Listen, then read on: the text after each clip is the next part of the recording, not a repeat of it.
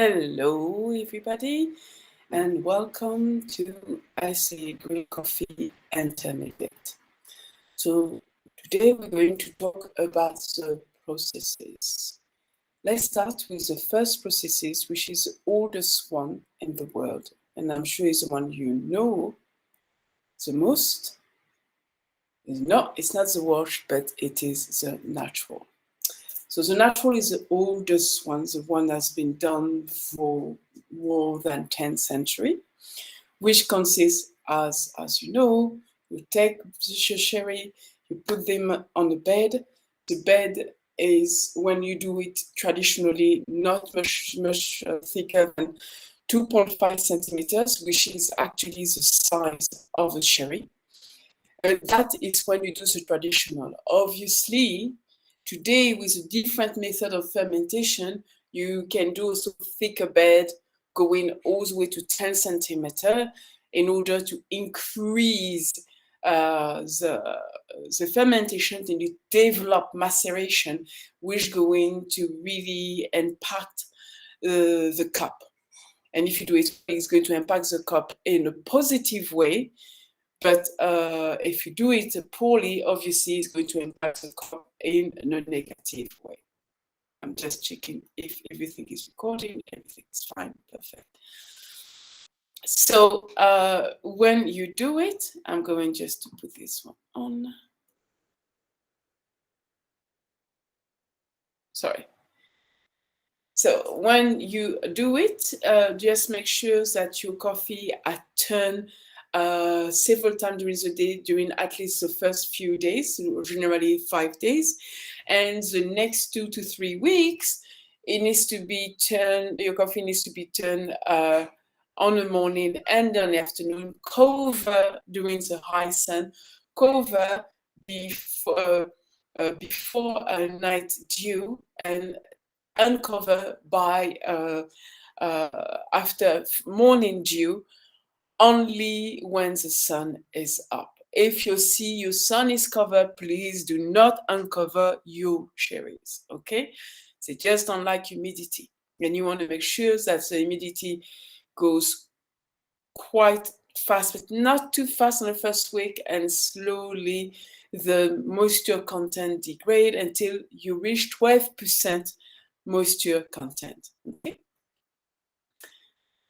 So after this, the natural sorry, the natural process consists at selective handpicking, winnowing, sorting, drying. It rests in us for 2 to 3 weeks. Up to 12.5 moisture content. Then you can hull it. Between the resting in hull and the hulling, it can go up to 6 months. And the reason is really simple. It's just people want to develop the quality of their cherries. Okay? Just checking if everything's fine, everything is perfect. And it's recording. The next process, which has been introduced by the British, is the wash process. And this wash process can take up to 5 days, up to 7 days, all week, if you dry your coffee really, really fast. And if you dry it a bit longer, it's going to take a bit much more than this, just to really develop the flavor of your coffee. So this process has been created in order to beat the Dutch on the export of coffee. So the British has some coffee. But the thing is, they were just technically in sandwich between the French with Central America and the Dutch on the Southeast Asia. And even in Southeast Asia, you have also a little part of French in Indochine, which is today Vietnam. And in order to beat them on the market is to create a fermentation which will be way faster than the natural fermentation, which can take up to 4 to 5 weeks, an average of 3 weeks.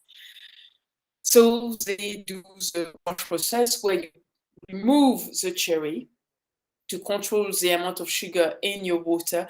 Add a lot of water, remove the sugar, and when you have a lot of water and you not that much cherry, so when you create your fermentation, the bacteria have a lot of food, but not enough to overpopulate the fermentation and destroy the fermentation, and suddenly you have something completely spoiled. So this is the things of the wash process. Okay?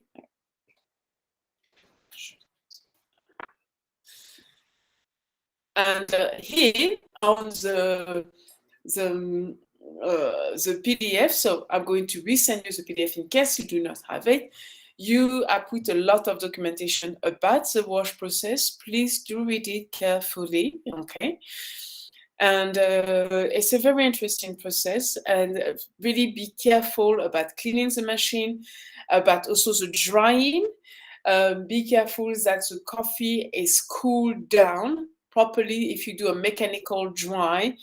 Not have your coffee just in the blasting sun, just been drying, because it's going to the sun's going to damage the parchment, and you don't want too much heat going into your bean because it's going to damage your bean. So be very careful at the moment of drying the bean. So I put a lot of documentation, a lot of things very useful for your exam into the wash process. Please do read it carefully. And the wash process consists on picking, sorting, pulping, fermenting in the fermentation tank, soaking, which is the second bath after the fermentation. It's what people also call the double fermentation. Washing, drying, and resting in parchment in order to keep the maximum of moisture. I mean, to conserve an optimal moisture. Then hulling when the coffee is ready for export. Okay. So the soaking is something that is much more common in East Africa, and the reason is really simple: is dull down the acidity and the bitterness in the coffee, but also makes the bean cleaner. Always keep in mind that in Africa, the coffee is not super polished. It's lightly polished. For the reason we don't want to have a metallic taste into the cup. So when you do the double soaking, it gives a cleaner bean with less. It detach the silver skin from the bean.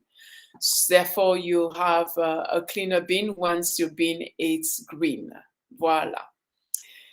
And the Dutch answer to this really fast process is the Gilling-Bassa, where you actually remove the parchment when the bean has a 40% to 30% moisture content. And what's going to happen? You're going to have a bean bluish. Oh, yes, white bluish, much more bluish, because they're full of water, and you dry them on the sun or on the little patio or little tent, little tunnel, and you need to protect them against insect, because what's going to happen? Well, the insect can eat the bean because they're very soft. So you need to be very careful to cover your bean properly. Therefore, the Gilling-Bassa, because it's really attacked by insect, is the process which is the most sorted in the world. This is the one. So it's a very interesting process. It's a beautiful coffee. I really advise you to try it if you can a day. It's really beautiful coffee. Wow. In Costa Rica, they came with the honey process, which his name just because it looks like honey on the parchment. When you pulp the coffee and you let it dry, it looks like honey. That's why the name honey. No, there is no honey in it. So yes, people sometimes think there's honey, but no, there's not. It's just because once the coffee dry, once the cherry, once it's pulp and the cherry dry, it really looks like honey on the cherry. as you can see on these pictures. That is a honey process that I did a few years ago, and it does look like honey on it. So the honey, you pulp your coffee and you dry. Yes, several kind of honey, depending on how you pulp your coffee and how you dry it, because there's some who so dry at night. So it's a very interesting process. It gives you a bit of both worlds. You have the cleanliness of the wash, but also the sweetness of the natural, the jamminess, a clean jamminess of the natural. So it's really an interesting process. So I really encourage you to try it sometime, and you may like it. I'm sure you will. In India, what they have is the monsoon Malabar. So the monsoon Malabar comes from the Malabar coast and in the harbor of Kerala. And what happened is just there every year during the colonial time, the British asked to load their boat before the monsoon. Otherwise, they were stuck in India for at least 3 to 6 months. To the time of the monsoon, they couldn't take the boat. And what happened? A year, the monsoon came a bit earlier, and the coffee that was technically